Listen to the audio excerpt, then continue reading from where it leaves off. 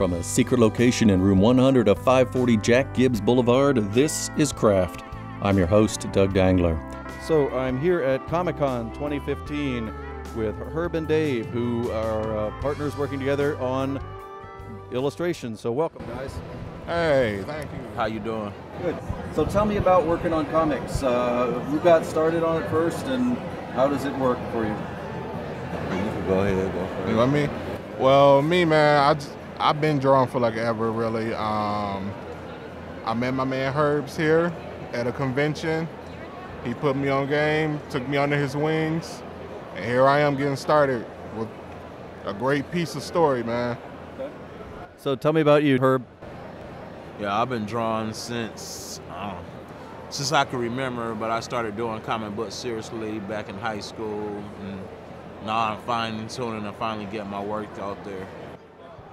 So when you were in high school doing comics, what kind of trouble did you get into in class when you were drawing, or did you keep it all outside of class? Oh, you already know, like my math papers in a small corner, I had probably like a little arm or a sword or a little face or a logo, something sketched in the corner of it. And you, Dave? Man, I got in trouble a lot, man, for drawing. Like, they called my parents a few times. They said, he talented, but boy, he need to do his work. So what kind of things were you drawing when you first started out? Was it always superhero characters, or was there other things that you were doing at that time and translates into something different now? Well, my father, actually I got from my father. My father does a lot more portrait pictures, you know, self-like, but he started doing superheroes a lot too. So I picked up on the superheroes and pretty much took it on from there on. Me, it's probably sports. I drew Michael Jordan. My art teacher used to tell me, stop drawing Michael Jordan, stop drawing the Fab Five. I used to draw Jalen Rose, Chris Webber, Jimmy King, Michael Jordan, Charles Barkley. You know, just drawing basketball all the time and drawing gym shoes. I used to like to design gym shoes when I was younger.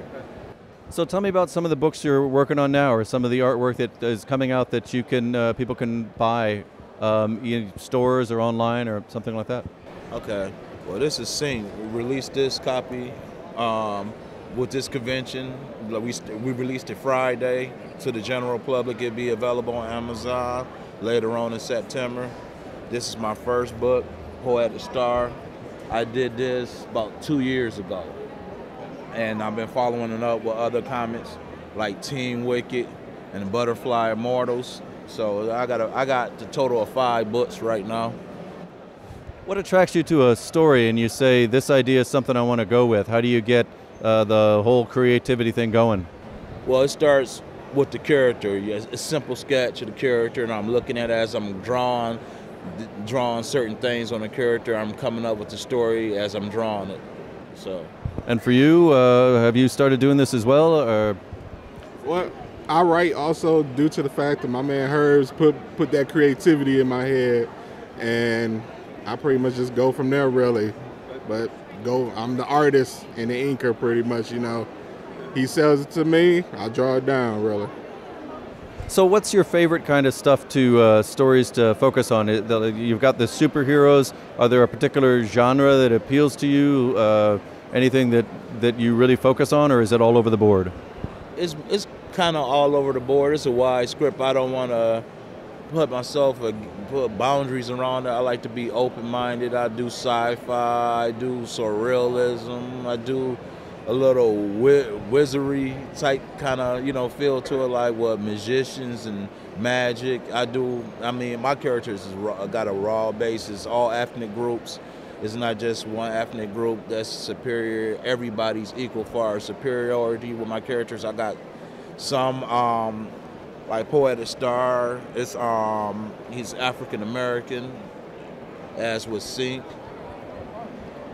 But then when you go to a Butterfly Immortals, it's European and different races. I just got a go-ahead green light for the character Janamli Noel.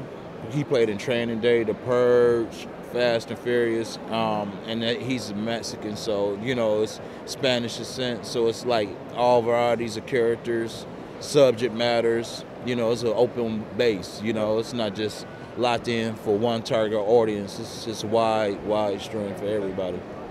And Dave, is there a particular, I know you're working with Herb, but is there a particular character that appeals to you most frequently that, say, when you're not at work, you're drawing and thinking about? No, I'm all over the board, same with Herb, really. That's what make us click, man. We all over the board. It don't even matter, really, to me. What's your favorite way of describing your work to people that are new to it, that don't know that you do this? How do you tell them what you do? Well, it's simple, like grabbing a character and putting that character out there. Like, if anybody who's like a comic book fan, like superhero, you might have wanted a superhero to do certain things that he didn't do or the writers didn't do. But I try to, when I'm writing my stories and doing my comics, I try to put myself in a fan's shoes so I could project some of the things that they would like to see happen in the comic books also, as well as me doing my writing and putting the script out there. Dave? Same idea, man. Same idea. Last question, is there a power in any of your books that you thought, this is the coolest power ever, this is what I would want to have if I could have a superpower, and then you drew based on that idea, or wrote? Probably Sync. She's a cyborg, plus she got other powers, and it's like a spiritual realm that she gets into later on, and it's hooked up with the internet and cyberspace. It's sci-fi. It's like a sci-fi with a lot of twists to it, and she's an assassin. So I rather have Sync's power. She's a female, but she's stronger than 10 times, 12 times stronger than the average dude, but she got all kinds of powers, telekinesis. She's a marksman, so she has everything a CIA agent would have, plus special powers on top of that. And now she's a cyborg, so when her arm get cut off, it could be built back on. You know, that would probably be the coolest power. I'm gonna say ditto with Sync though. Sync is she a beast, man. He's right. He does a lot of the artwork for Sync, you know, so Sync is the character. I know the character, yeah. Well, thank you guys very much, and have a great Comic-Con. All right, thank you. For more information from my guests, visit www.crafttheshow.com. This is Doug Dangler. Until next time, be creative.